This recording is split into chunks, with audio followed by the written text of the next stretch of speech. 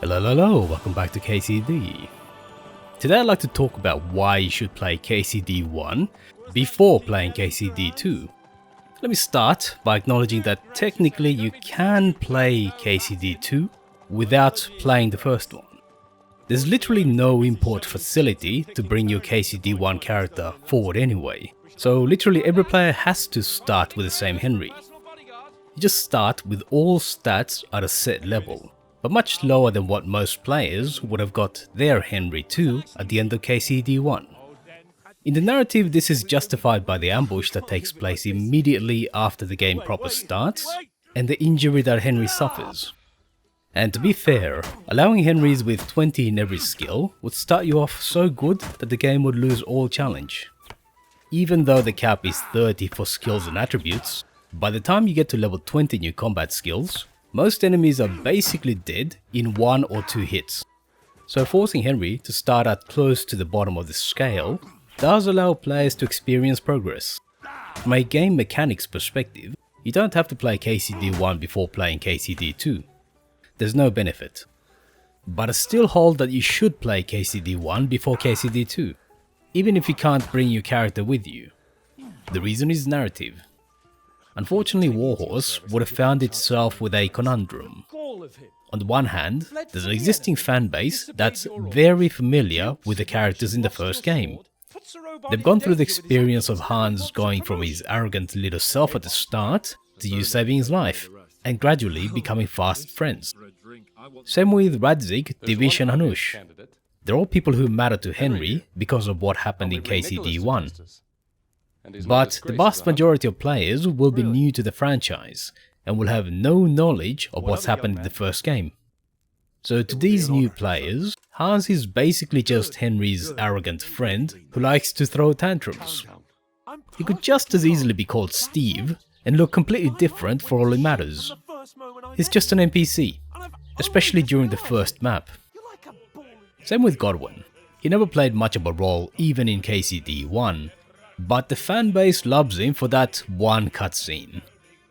And fan service is probably a big reason why KCD 2 kind of makes him into a secondary main character. People who haven't played KCD 1 literally have no idea why they should give a crap about him other than the game telling them to. Same with Radzig and Hanush, who make bit part appearances in KCD 2.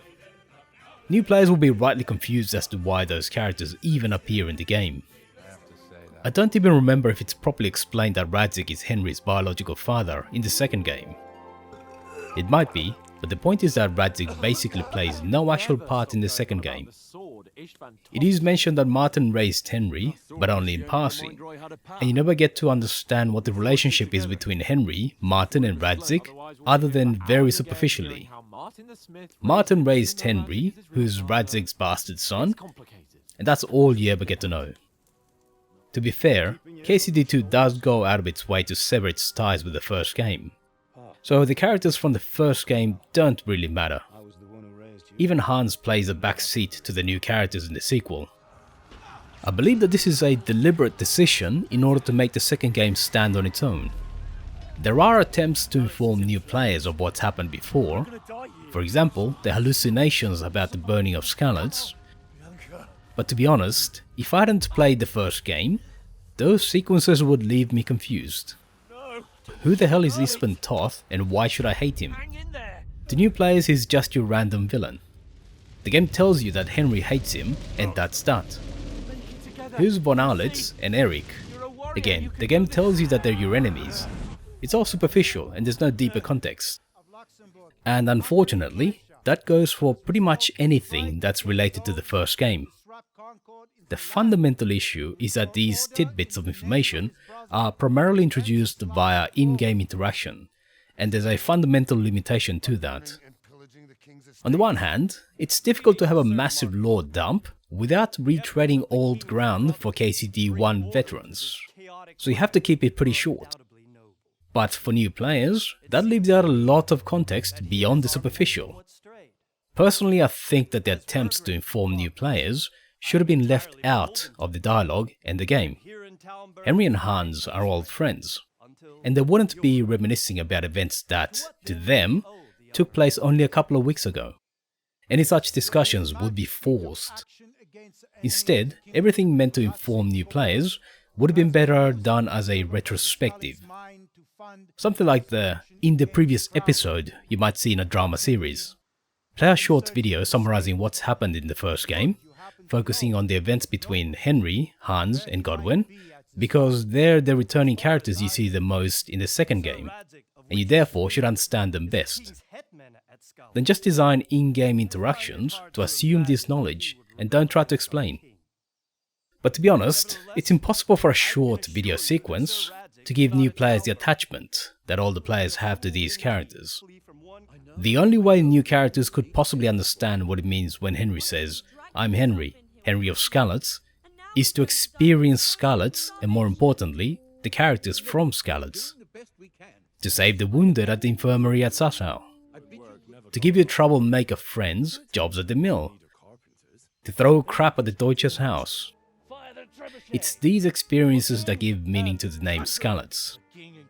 But to new players, Skalitz means nothing, because they haven't experienced what Skalitz means. It's just a name.